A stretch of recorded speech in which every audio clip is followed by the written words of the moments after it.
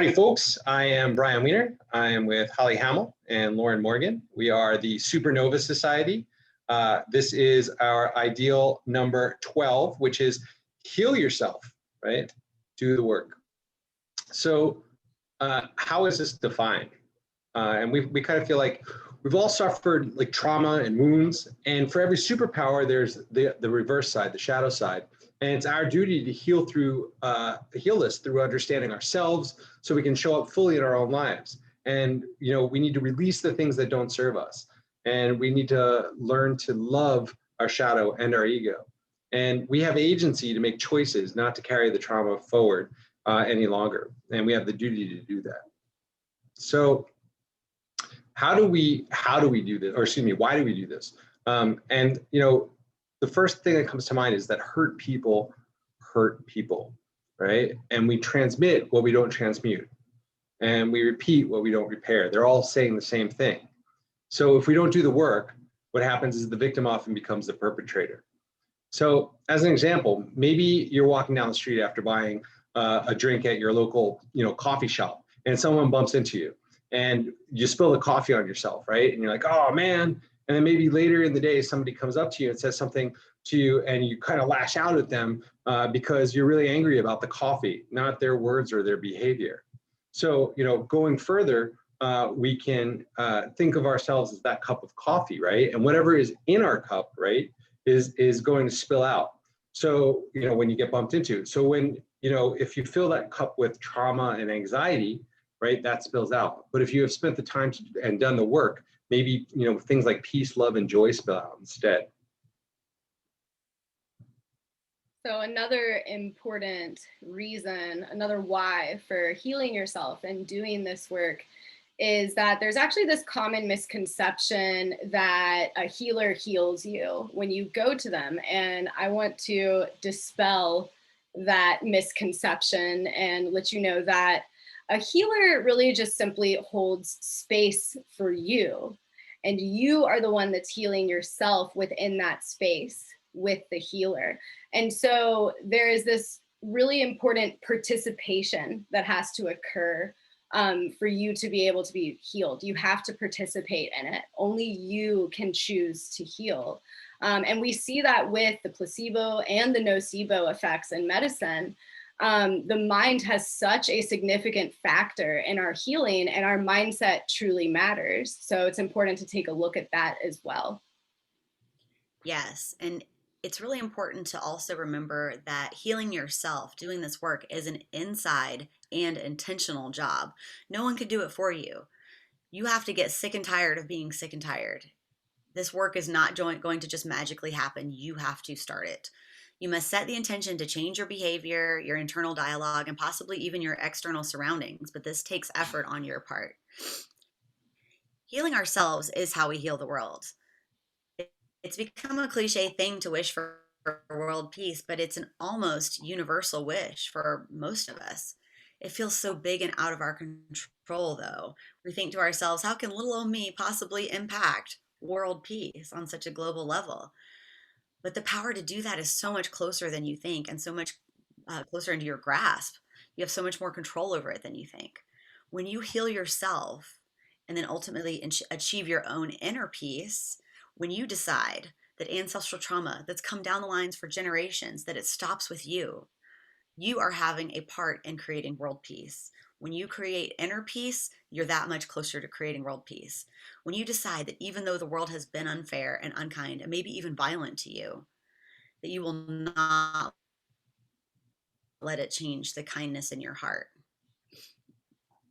Maya Angelou has a quote that I absolutely love that I cannot see. Sorry, having a technical moment. Maya Angelou says that you may not control all the events that happen to you, but you can decide not to be reduced by them. And the way we decide not to be reduced is by healing ourselves and by doing. Yeah, that's some really powerful stuff. But how do we do this, right?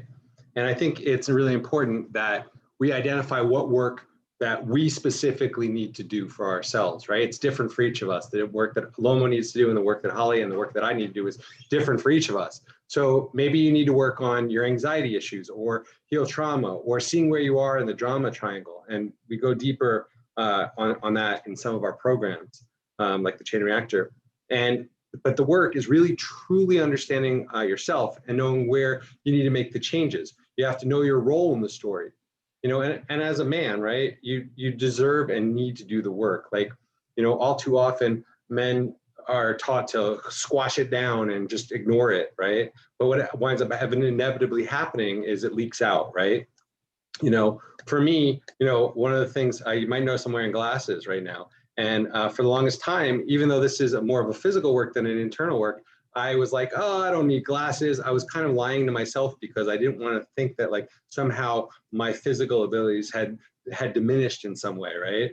But a friend of mine, a female friend of mine, said, hey, you're going to get glasses. I made an appointment. You got to be there at 2:00 tomorrow, right? And that indicates to me that it's really important that we normalize that our partner's supporting us and we support them through the vulnerability of the work. It's important that we don't judge them for doing the work, or we don't shame them for doing the work. We actually support them and uplift them for doing the work. And if they become vulnerable with us, we allow them the space of vulnerability and we don't use that against them at some later point, right?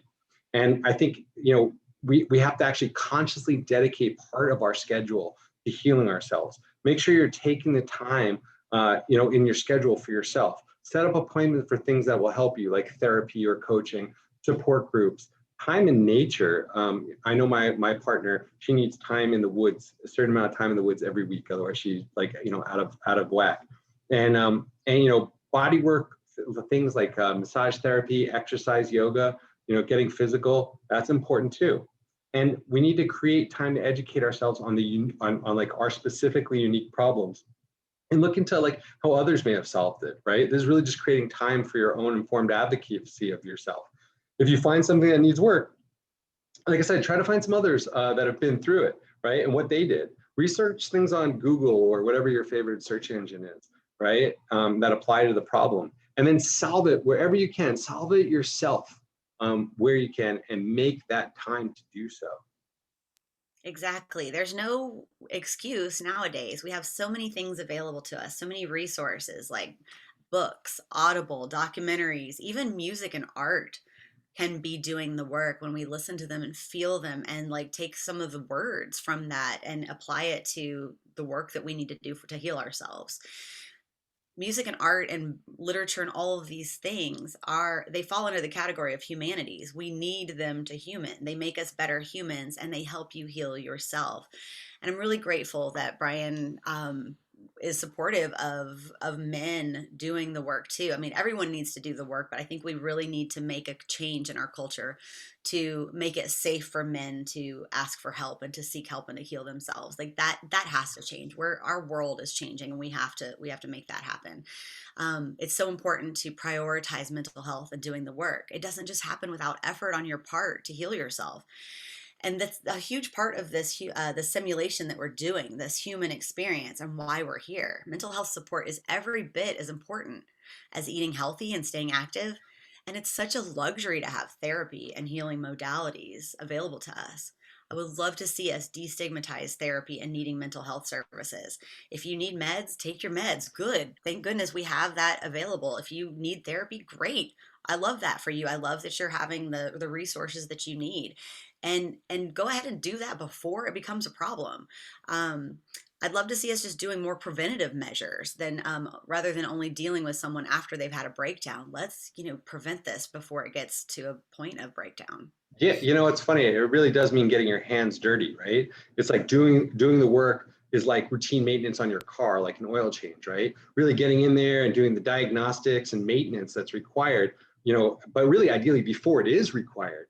And, sometimes when you're doing an oil change, you may get a little grimy in the process, right? Definitely.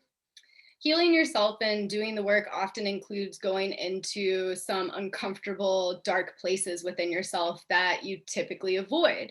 But we don't just not go get our oil changed because we don't feel like it or we're scared our hands are going to get dirty, right? It's a necessary part of maintenance, of caring for yourself. Gary Zukov has a pretty interesting quote that is, "Your pain is an opportunity for you to learn about yourself." So that's really what's happening when you get your hands dirty, when you get into your trauma and your shadow. You're learning about yourself. You're learning about your protective mechanisms, why you are the way you are, and then figuring out if those things help you or if those coping mechanisms are actually harming you in some ways, and you need to kind of level up and grow out of them. The human experience is on a spectrum for a reason.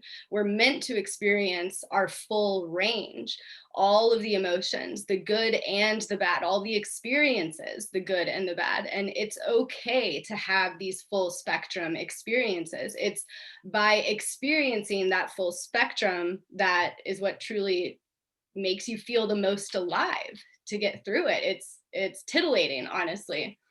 And so, with all that heavy work, when you get into getting your hands dirty and you are moving some of those heavier, darker emotions and really living, it's also important to forgive yourself. And that's kind of how you stop judging yourself. But it's still a little separate. So, make sure to forgive and to stop judging yourself.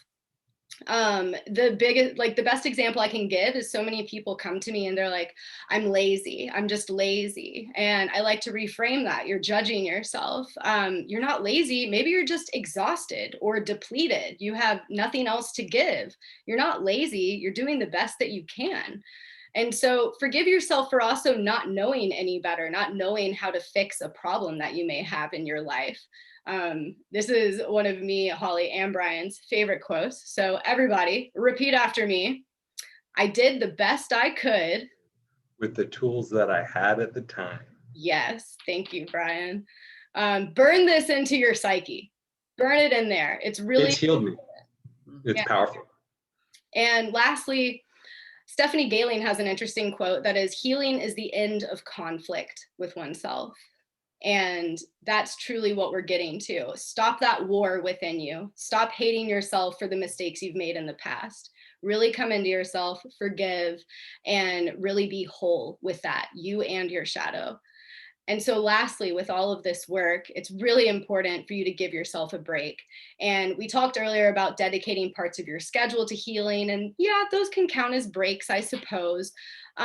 Take breaks to do the healing, take breaks to go on vacation, take breaks to spend time with loved ones. But I also want to highlight that it's important to take a break from healing too.